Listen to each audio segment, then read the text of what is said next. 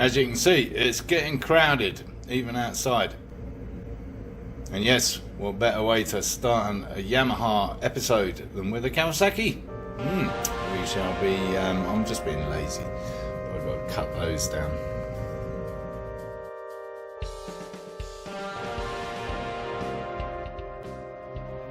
Well, there's still room for a little bit of tidying up in terms of filling gaps and things. But that's where it'll sit.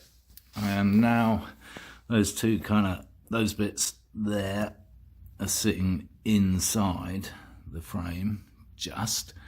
So that's perfect. Yes, so at the back here is the edge of the frame, and there's the seat, and we have got some material to play with. So that was the overhang that we were looking at, and then we've got that much flat surface, which actually kind of marries up to that much flat surface, which is rather nice. Oh, I know, it's starting to look like an operating theatre in here, isn't it? So I had another idea, of course, our good old friend Velcro, because that worked well on the Suzuki, didn't it? Not. So I'm going to try that.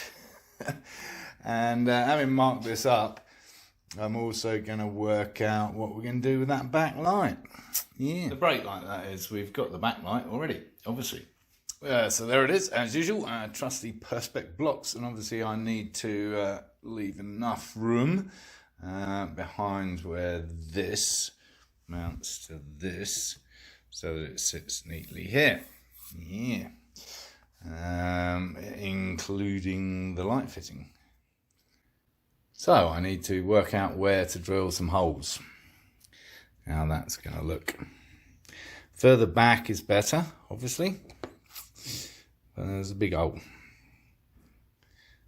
So I think I'm going to have to mount it here. And you may have noticed I've somewhat rectified the last disastrous haircut.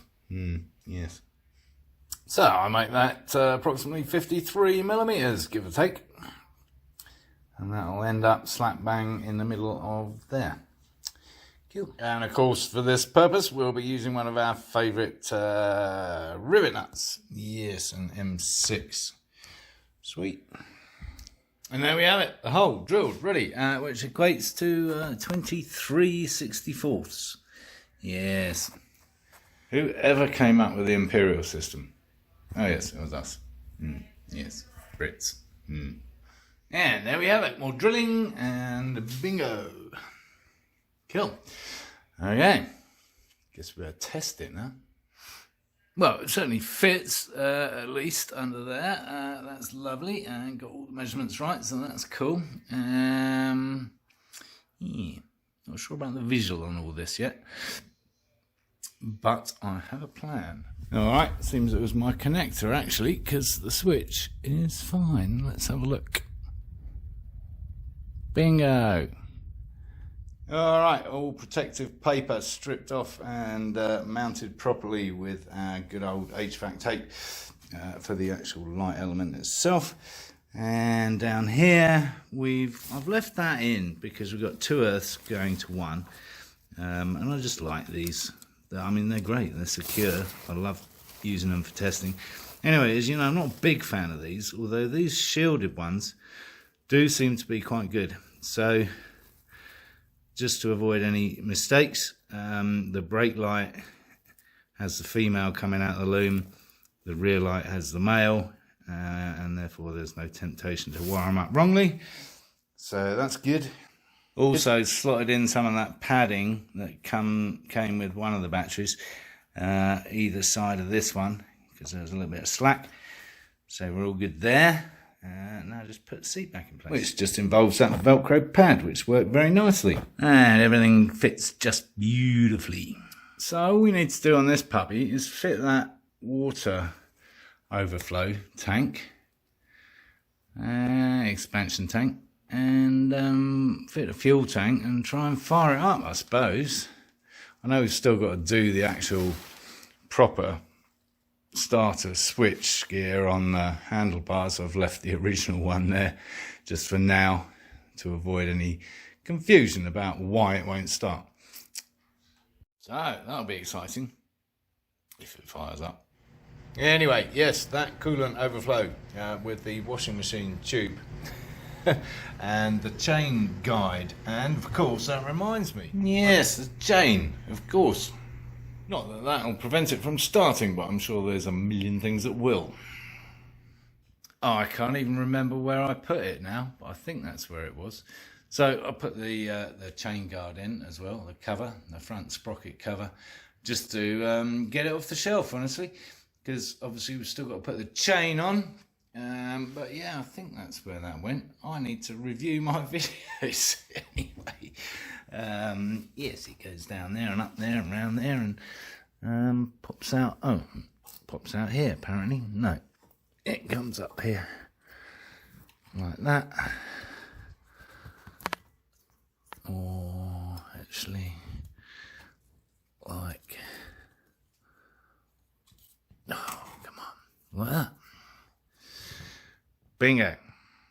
Then of course there's this bad boy that we've still got to mount. Yes, there's all these things that I've completely forgotten about. Anyway, I have been liaising with IDR. Yes, and we have decided on a way to be able to import my drawings to their NanoCAD as a DFX file. So we are a go on making these parts. No, that's not where it went. That's ridiculous. Yes, it hung off there, off a bracket a little bit like that. Let me explain. This was many episodes ago. Yes, I have episodes. So that there is the extended speedo mount for the MV Agusta, which wobbled a lot. Yeah. So the thing I used here was the shorter version, which I discarded, which I've now put back on because I've done other things. Anyway, basically this sat somewhere like that. Can life get any more complicated? Apparently so. Well, there it is, attached to the intended position. It's all a bit loose and wobbly, as you can see. I just want to make sure I haven't cut this too short, after all. Alright, there it is there, and it goes up here, and yes, more than enough. Well, I know it's not finished, but there's this other crazy project I'm working on, and I might just tear the motor out of this and put it in that. No, not the Stratos. Yes, my bumper car. If you're not following that series, you should. It's quite lunacidal. Actually, we're trying to break the world speed record for the bumper car, which is currently held by none other than the Stig, with Monsieur Colin Furs. Name I'm sure it's familiar with you. Anyway, long story short, they managed a measly 100 miles an hour with a Honda 600cc motor, which developed 100 brake horsepower, and that's why I'm considering the Yamaha motor. Because with a little research, and unbeknown to me, this particular model that I bought, the 2006, puts out a whopping 135 horsepower, 136 I think actually, with a similar size lump, which is actually phenomenal. Just amazing, Yamaha, well done. So at this point, what I'm going to do is kind of put it all together. As you know, we had problems starting it up right at the beginning. I'm going to put the tank on, I'm going to wheel it outside, I'm going to take some pictures, and if the decision is final to remove the motor and put it in the bumper car, it doesn't mean that this project's over. What I'm not going to do is bother working out the speedo mount and all the other tiny little bits and pieces that just meant that this bike would be finished. Anyway, just because we're shifting the motor into the bumper car doesn't mean necessarily that it can't come back into this later. So all is not lost. Oh, I'd forgotten how good that tank looks. Yeah. Anyway, so that's kind of back on. Just need to hook it all up again, I suppose. Give it one last shot of firing it up. I don't think it's going to work. Anyway, we'll see. Oh, I remember how cool this looked. Yeah.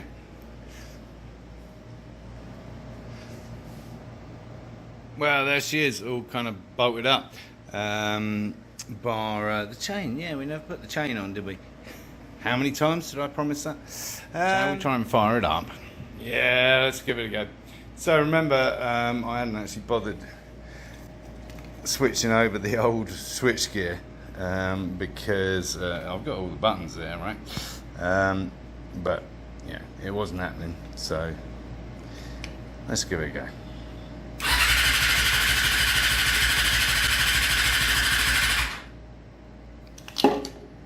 See, the problem is there's no kind of fuel pump noise when you turn it on, and I think that's the problem. So the kill switch definitely operates this.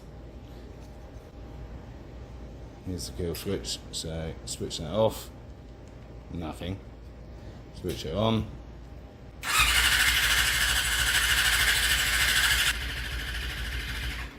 Great starter motor, by the way. What a great starter motor. Yeah, so I'm convinced it's the fuel pump. One way or another, it's not pumping, right? So again, my secret little switch under here, that turns the whole thing off. So when you turn this on, in theory, with the kill switch ready to go, which it is, as we've just proved, when you hit that, you should hear the pump going, and it's not. So I think it's a fuel pump. Unless it's that bloody stupid wibbly wobbly fall over idiot proof cutout thing as well that only operates a fuel pump, but I would have thought that would shut down all the electrics and just turning the fuel off, right? It's just not going to help the idiot burn. So before we tear it apart and it's sacrificed for Project Bump 200, I thought it would be rude not to take a look round it. Quite a lot of work went into this.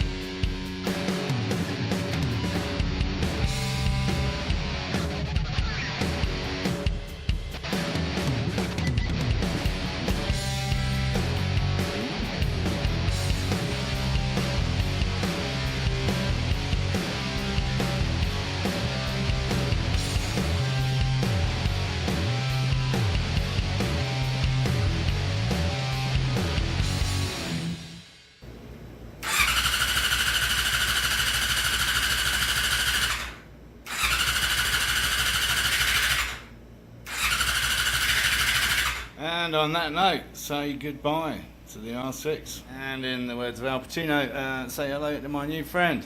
And an end to this episode and indeed this series. So thanks for watching. If you hang in there all the way through, I really appreciate it. Plenty more to look at, so please subscribe if you haven't already. Give the video the thumbs up and encourage others to watch my lunacy.